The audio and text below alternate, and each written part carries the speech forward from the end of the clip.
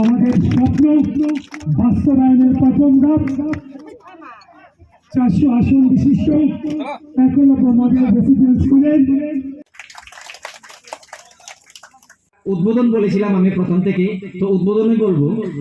শিলান্যাস হতে পারে, কিন্তু একদিন না একদিন তো এটা তৈরি হয়ে সম্পূর্ণ হয়ে এটা উদ্বোধন করতে হবে আমাদেরকে। তো সুতরাং মধ্যে 100 কত 9 কোটি সম্ভবত 709 कोटी।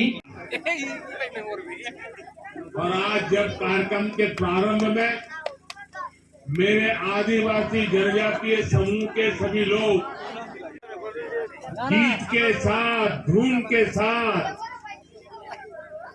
अपनी भावनाएं আপনারা প্রত্যেকেই জানেন আজকে যে শিলান্যাস অনুষ্ঠান এটা ভার্চুয়ালি আমাদের যশস্বী প্রধানমন্ত্রী এই অনুষ্ঠান শিলান্যাস করবেন। 2014 সালে উনি ভারতবর্ষের প্রধানমন্ত্রীর দায়িত্ব গ্রহণ করার পর সমগ্র ভারতবর্ষকে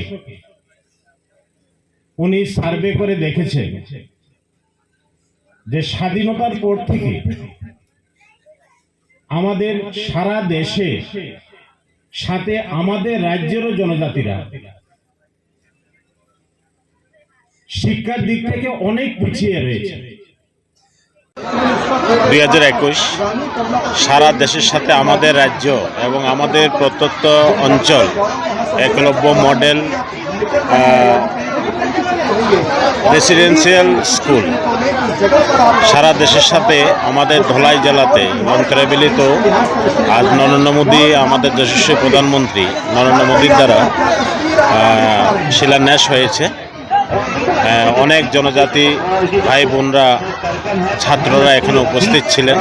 এটা আমাদের দীর্ঘদিনের একটা স্বপ্ন ছিল যে আমাদের এলাকাতে যে জনজাতি ছাত্রদের যাতে উন্নত শিক্ষার জন্য এ ধরনের একটা প্রতিষ্ঠানের দরকার ছিল। তো আমাদের যশস্বী প্রধানমন্ত্রী নরেন্দ্র মোদীর প্রচেষ্টা তা হয়েছে।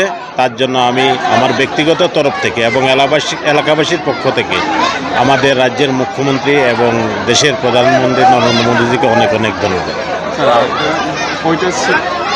হ্যাঁ, এটা আমাদের এখানে যেটা হয়েছে 480 আসন বিশিষ্ট, এখানে 240 জন ছাত্রী থাকবে এবং 240 জন ছাত্র এখানে পড়াশোনা করতে পারবে। হ্যাঁ, হোস্টেলের ব্যবস্থা থেকে প্লেয়িং গ্রাউন্ড থেকে সব কিছু থাকবে। হ্যাঁ, এগুলো সবগুলো ফ্রি।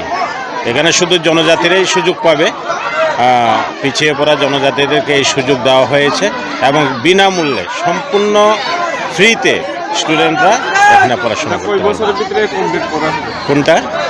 এটা আগামী 2 বছরের মধ্যে কমপ্লিট হয়ে যায়।